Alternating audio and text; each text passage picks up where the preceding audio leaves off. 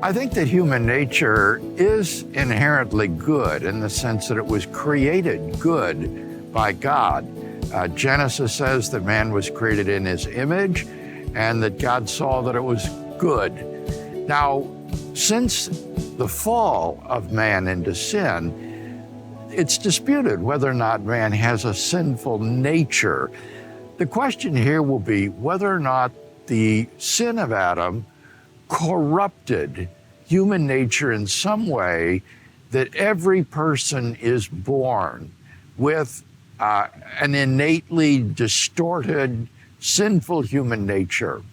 And although this is the traditional Christian doctrine, it is difficult to see how this can be justified biblically or philosophically. Biblically, there's nothing in the narratives of the fall or in Romans chapter 5 that indicates that we do carry a sort of innate corruption as a result of Adam's sin.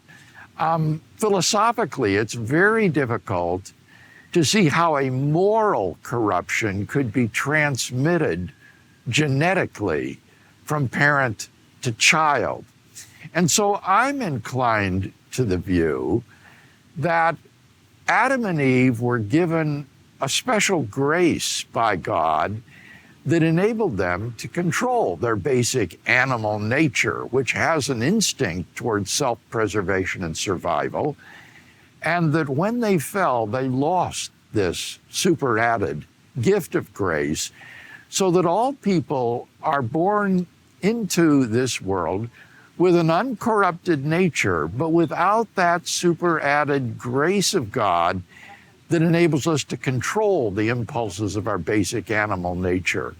And in a moral person, or moral being rather, like man, this drive or instinct towards self-preservation results naturally in selfishness, and therefore in sin and immoral behavior. And this gets augmented and magnified by being born into a society of similarly sinful people.